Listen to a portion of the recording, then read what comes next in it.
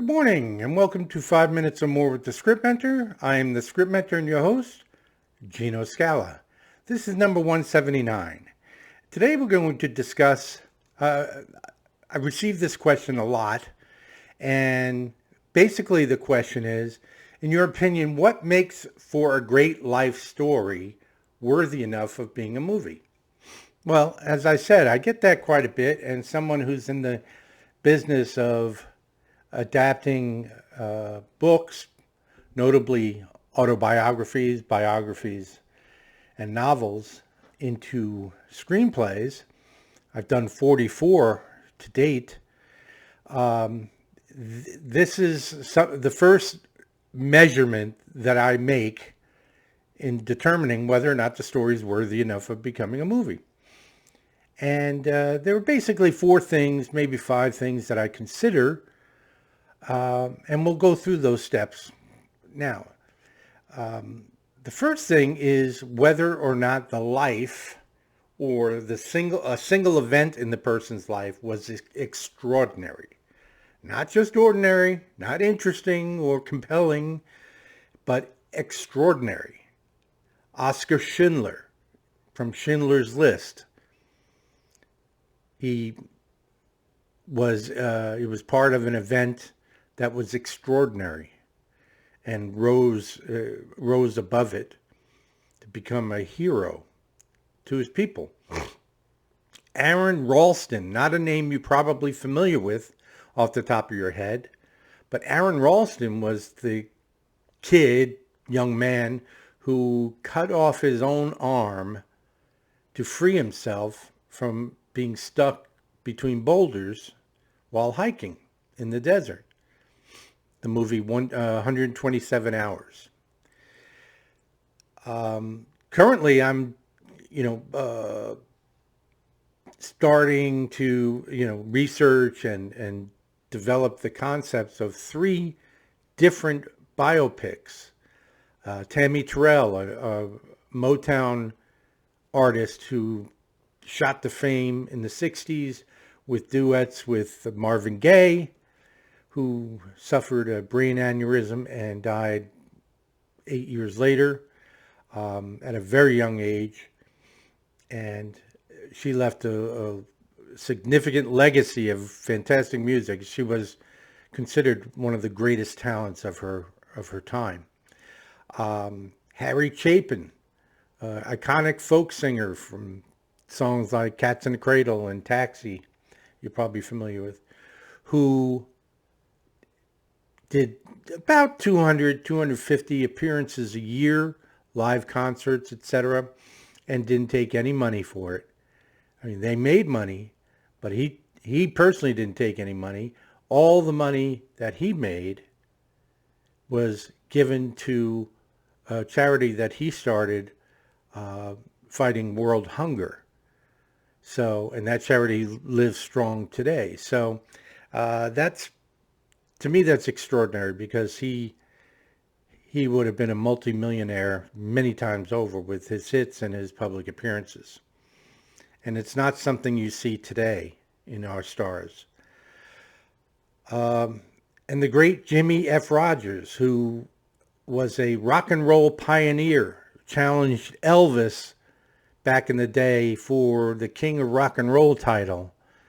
He had many, many big hits and had his own television show and starred in movies. And all this ended in 1966 when a couple of LAPD cops beat him to the point of traumatic brain injury and fractured skull and many broken bones, and he was on death's door for a long time. He had to go through many, many years of therapy. To this day, he passed away last year, but to this day, up to the end of his life, he never fully remembered the incident. And no one knows why. Those cops were fired, but they weren't convicted. They weren't charged. And that was back in the day of really, really corrupt cops. And it is believed, the theory is believed, that they were hired by a competing record producing company to kill Jimmy Rogers in a way of getting back at his record producer.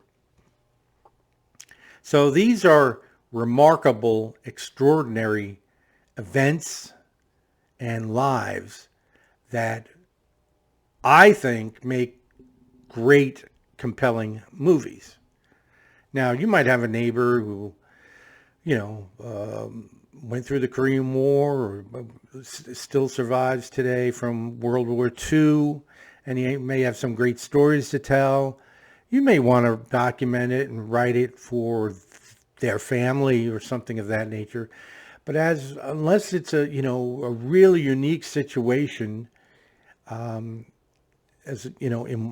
especially a Vietnam type story, it's probably not movie worthy. But you won't know until you find out. The second step I put it through is whether or not the life included some unbelievable trauma or insurmountable obstacles that the person was successful in overcoming. Now, the perfect example is the one I just finished, Making Broken Beautiful, the story of Pamela Milliken. Miss Milliken is from the UK, and in her young life, she suffered the worst abuse I've ever heard anyone suffering. I haven't heard all of the stories of abuses from everybody on this earth, but I heard this one, and I can't imagine one that was worse. We're talking psychological, physical, mental, and sexual. And she overcame those. This family, when she was away with her friend's family for a short vacation and came back, her family had moved lock, stock, and barrel and left her no forwarding address. That's usually a joke we tell one another. Oh, my parents moved while I was at college and I have no idea where they are. This was reality. So she ended up living on the streets at 15, sneaking into people's attics to live there out of the weather. And she still managed to excel in school, get multiple degrees, including a PhD and a Juris Doctorate as an attorney. She's currently multiple certified and was Life Coach of the Year recently. And back then, after she was abandoned, she decided that she was going to take up a sport that she never tried before, called wave skiing. And it's very popular around the world, and not so much in the United States, but around the world. And became a world champion on several continents as the first woman champion, pioneer in the sport. Incredible story. And it was wonderful to tell that story. That screenplay was in the hands of those that created the Soul Surfer movie as well as Baywatch, and we're shopping it around as we speak. Third step is a life that was part of a historic event or famous event. Someone who survived 9/11 or Pearl Harbor, a specific event of the Vietnam War that is quite famous, perhaps, or such an important event. It was it turned the war around, something along those lines. Someone who witnessed the assassination of President Kennedy would be a great story. A personal friend of Elvis Presley, someone who lived the life. I was recently contacted by someone who claims to be President Obama's half-sister. And she was also a hired hitman for, among others, the cartel and the mafia. And she has many famous kills to her credit. Now, we're currently vetting this story, but if any of this is true, it would make for a most interesting movie. Okay? A fourth step is someone currently who's famous within the last, 20 years or so. Someone like, we know Ray Charles with Jamie Foxx, Academy Award-winning performance as Ray Charles. The Jackie Robinson story was wonderful. We have many stories on Al Capone or John Gotti, and these are worldwide stories known by most people on the globe, and certainly here in America, let's put it that way, and would make and do make great movie stories. No one, Erin Brockovich is probably, one of my all-time favorite biopics.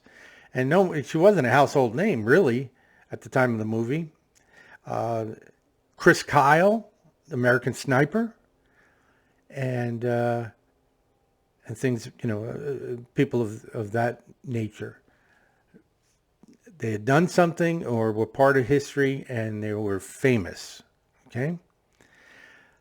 Kind of a fifth step on this, or, 4B, if this is 4A. 4B would be someone in history who was famous.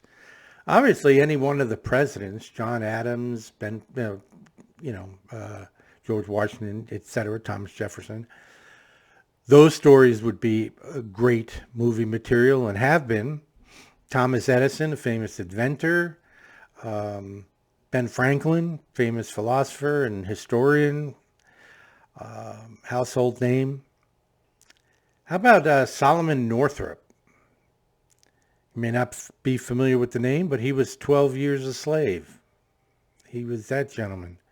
So these are the type of lives and stories that would make great movie material.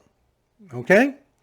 So that wraps up number 179. If you take a look at in your LinkedIn feed and look for this week's poll question, answer it if you can, and leave a comment if you will. Share it with others. Let's get some votes on that. It's doing quite well so far. And feel free to check out my LinkedIn profile for additional videos that you may have missed in the past. And other than that, have a wonderful day. We hope to talk to you soon.